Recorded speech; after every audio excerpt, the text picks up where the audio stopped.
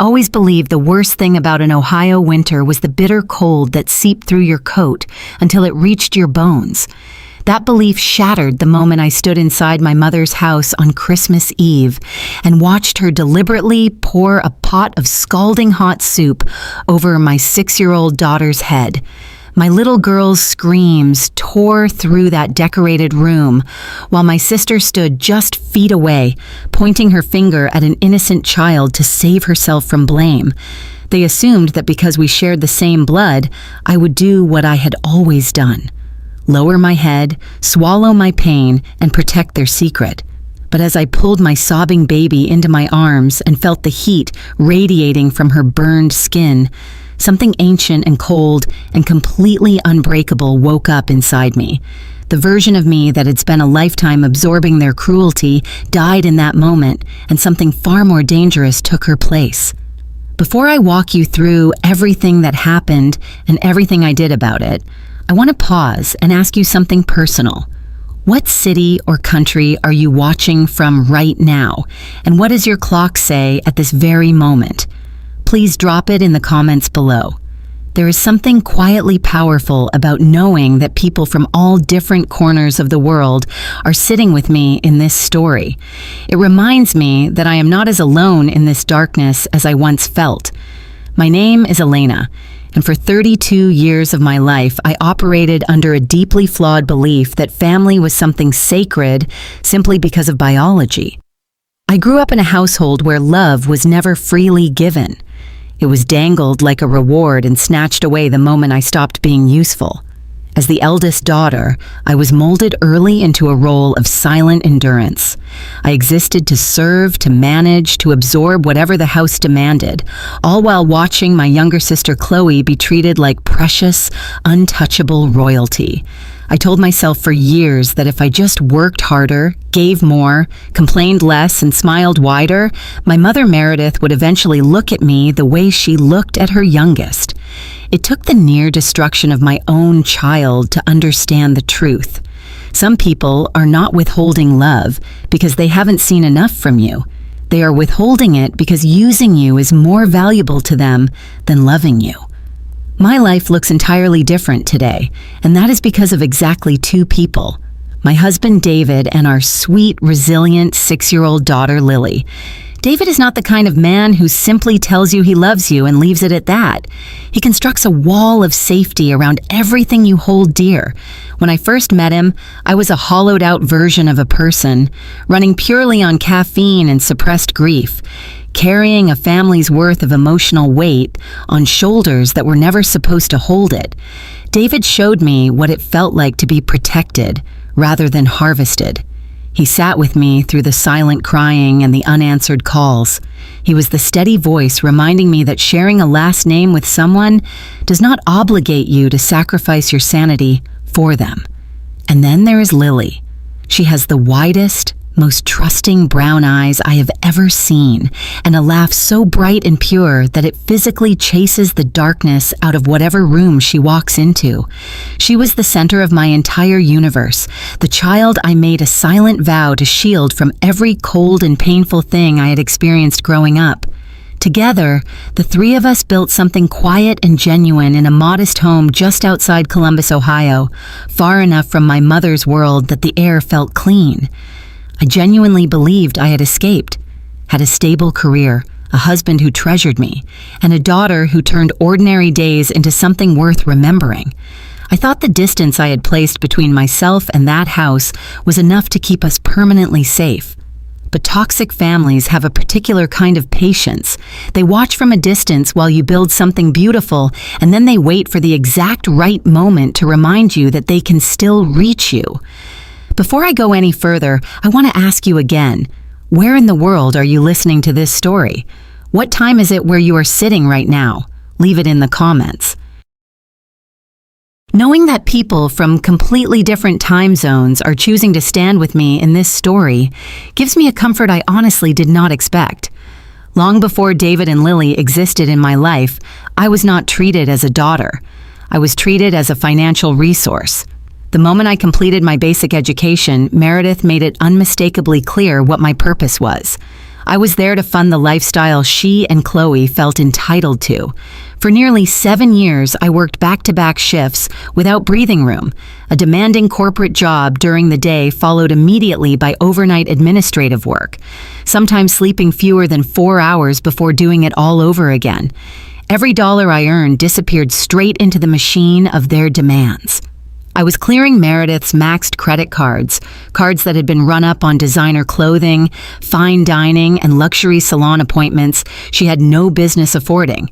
At the same time, I was paying for Chloe's private tuition, her elite dance classes, and the endless stream of shopping that kept her satisfied. The two of them operated like a perfectly synchronized system, designed to extract everything I had. Meredith treated Chloe like a brilliant extension of her own identity, someone who deserved the world handed to her without ever working for a single piece of it. To both of them, I was simply the engine that kept the illusion of their comfortable life running.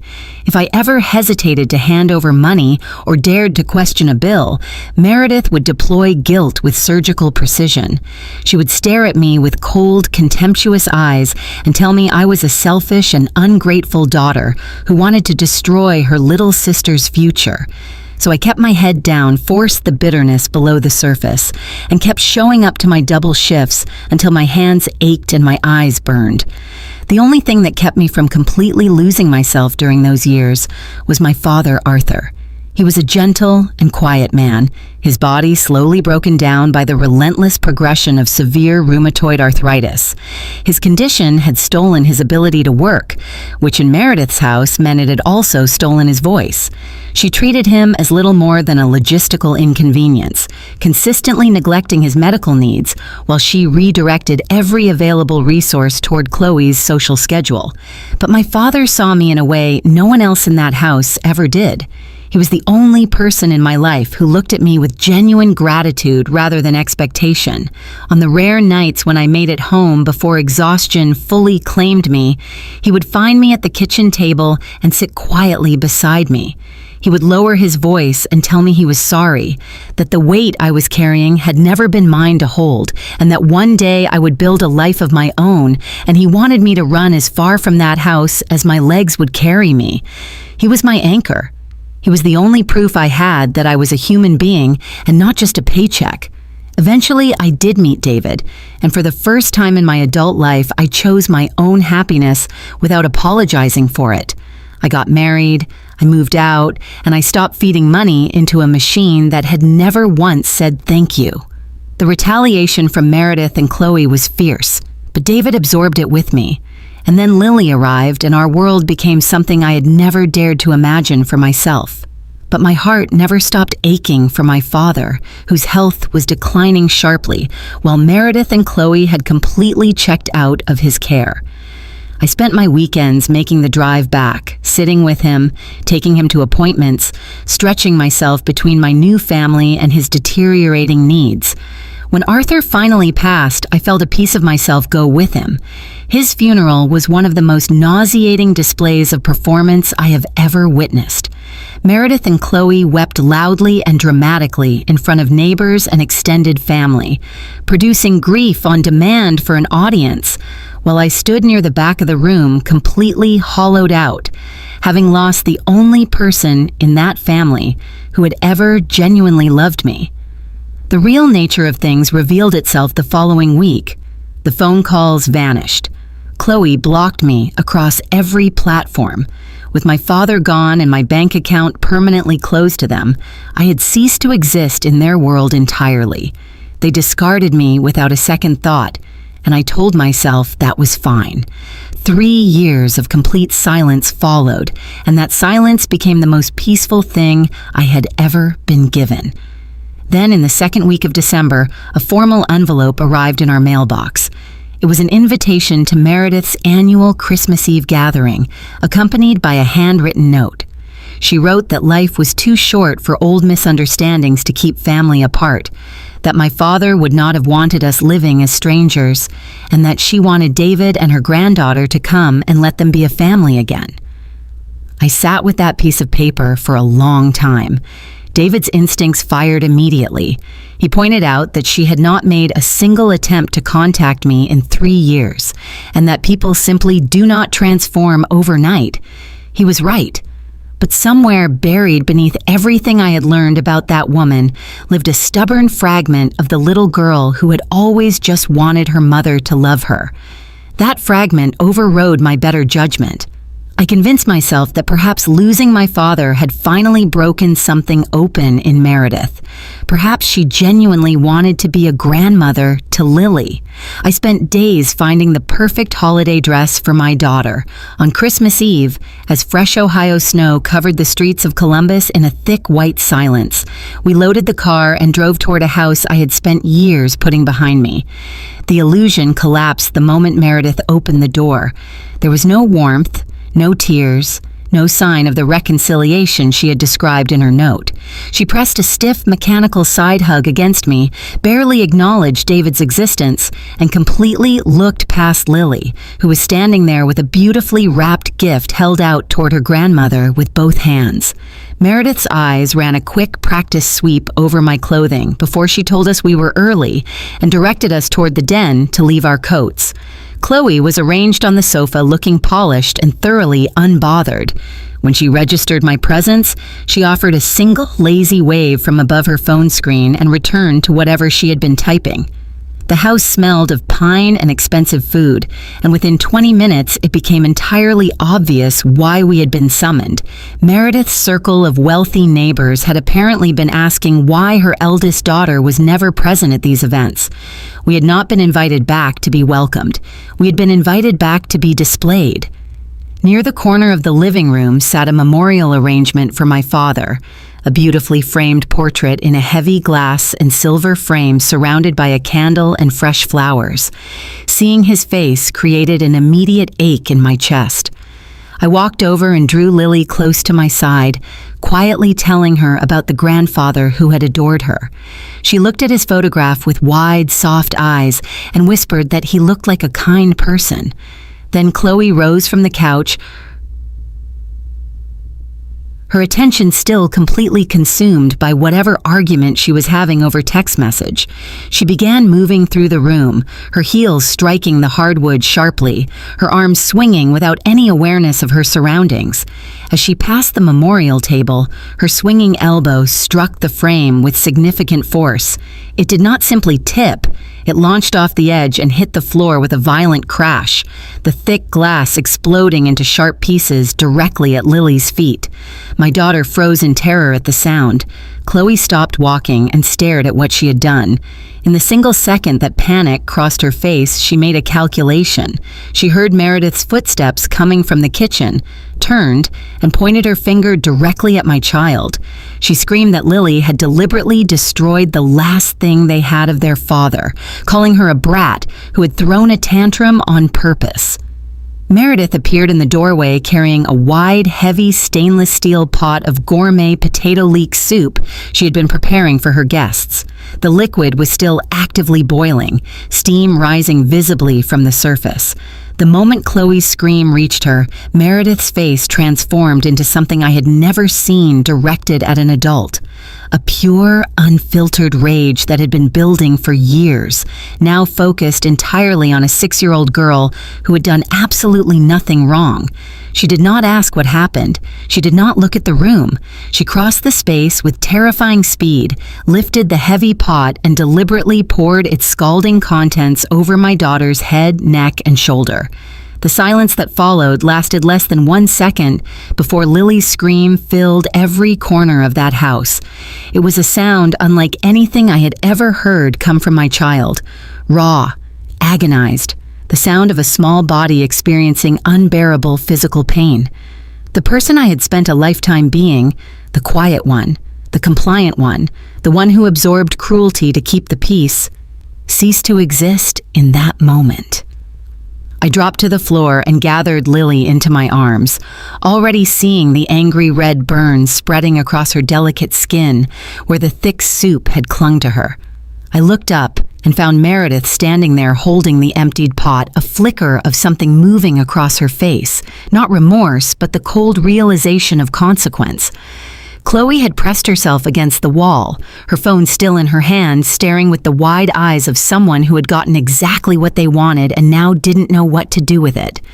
When Meredith took a step toward us and started murmuring something, I launched myself upward and drove both hands into her chest, sending her stumbling backward hard into the kitchen counter. I told her not to touch my daughter again in a voice that did not sound like mine and did not feel like anything I had ever produced before. David had already moved. He lifted Lily from my arms without a single wasted word, carried her into the downstairs bathroom, and turned on the shower, running cool water carefully over her face and shoulder to interrupt the burning. Lily was shaking and crying, her fingers clutching his shirt. From inside the bathroom, I heard David's voice, completely level, cold as steel, as he called emergency services. He gave the address, described Lily's injuries, and told the dispatcher clearly and without hesitation that it had been an intentional assault and that police needed to come immediately. I stood in the hallway with my back against the bathroom door and my eyes on the two women who had caused this. Meredith had straightened her blouse and was working to compose herself. She looked at me and spoke in that familiar, low, controlled voice she always used when she needed to rewrite what had just happened.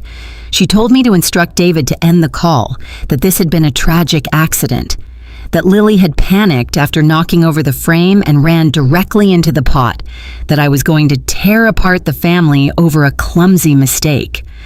Chloe backed her immediately, her voice shaking but sharp, insisting it was Lily's fault for running near the table. I looked at both of them. For the entirety of my life, that technique had worked. They had dismantled my reality so many times that I had eventually stopped trusting my own perception. But I could still hear my daughter crying softly under the running water. And the last thread of anything I had ever felt for those two people snapped cleanly and completely. I wiped my face, held Meredith's gaze, and told her in a steady and certain voice to enjoy that living room while she still could, because before the snow stopped falling that night, I intended to ensure the state of Ohio put her exactly where she belonged. 7 minutes later, the street outside was filled with red and blue light. 3 Columbus police officers arrived alongside a pair of paramedics who immediately took charge of Lily's care, wrapping her in specialized burn sheets and preparing her for transport. Watching my daughter's small body being carried out through the front door on a stretcher while David climbed into the ambulance beside her was one of the most devastating things I have ever endured. But I stayed behind. There was work left to do in that room. Meredith launched immediately into the performance she had been rehearsing since the moment she heard the sirens. She softened her posture, let her voice tremble at precisely the right moments, and told the responding officer through perfectly controlled emotion that it had been a horrific accident, that Lily had been running and had knocked the frame over herself, that in the resulting chaos, she had backed straight into the soup pot, and that her unstable eldest daughter had attacked her. Chloe nodded along with wet eyes, confirming every fabricated detail. The officer turned to me. I took a slow breath and spoke in the most measured and professional voice I could produce. I told him my name, told him they were lying, described exactly what had taken place, and then directed his attention to the Nest security camera mounted visibly in the corner of the living room, a standard home system that had been installed there for years, fully active and continuously uploading to the cloud. In the chaos of their fury and their rush to construct a story, neither Meredith nor Chloe had spared a single thought for that camera. The officer accessed the system immediately and played back the footage in the middle of the living room with everyone present. The recording was perfectly clear. It showed Chloe walking distracted, her elbow striking the frame, the glass exploding across the floor. It showed her turning, looking toward the kitchen, and deliberately blaming my 6-year-old daughter for the destruction. And it showed Meredith walking out of that kitchen with purpose in her eyes, locking onto Lily, and emptying that pot directly over her. There was no ambiguity. There was no accident visible on that screen. What it captured was an act of deliberate violence against a child. Chloe went pale and stumbled. Meredith stood frozen, watching her own lie dissolve frame by frame on the screen in front of the law. The lead officer turned away from the footage, unclipped the handcuffs from his belt, and walked directly to my mother. She was placed under arrest for felony child abuse and assault with a deadly weapon. Chloe was detained for questioning related to filing a false police report and obstruction of justice. I watched them walk out through the front door into the snow, and I felt nothing except the quiet, absolute certainty that I had done exactly what I told her I would do. The legal process that followed was efficient and merciless. The Franklin County Prosecutor's Office built their case on the foundation of that security footage, supporting it with comprehensive medical documentation of Lily's injuries. The defense had nothing capable of standing against it. The judge did not extend leniency. Meredith was convicted on both charges and sentenced to 5 years in state prison with no possibility of early release, a sentence the judge tied directly to the deliberate nature of the act and the extreme vulnerability of the victim. Chloe was convicted for her role in fabricating the account and misdirecting the police investigation. She received 1 year in county jail and mandatory community service, and the permanent criminal record that followed effectively ended the corporate marketing career she had been building before it could fully begin. The local media coverage attached their names to the story in a way that neither of them would ever fully outrun. In the middle of all of that destruction, our own life found its footing again. After weeks of careful and specialized medical treatment, Lily healed completely. Her skin recovered without a single permanent scar. Her laugh came back before I was fully ready for how much it would affect me the first time I heard it fill the house again. The afternoon we walked out of that courthouse and into the Ohio sunlight, I understood that I was closing a door that would never open again. I blocked both of them from every point of access to our lives, and I did not grieve the loss. I thought about what my father had whispered to me across that kitchen table all those years ago, that blood alone does not make a family, and that I deserve to run towards something better. Standing in the sun with David on one side and Lily's hand in mine, I finally understood what he meant. Looking back at that Christmas Eve, I recognize now that the hardest part was never just watching my daughter recover from physical injuries. The deepest wound was accepting that the people designed by nature to love me most had always been the ones most capable of destroying me. But they no longer have access to anything I love. My daughter is whole. Her laugh is loud, and the life David and I have built is rooted in something real. Justice did not just catch up with Meredith and Chloe. It drew a permanent, visible line between the people who were my family in name and the people who are my family in truth. I would love to know what you think. Was I right to ensure my own mother faced the full weight of the law? What would you have done standing in that hallway? Share your thoughts in the comments below. And if this story reached something inside you, please consider subscribing and hitting the bell so you never miss what we share here next.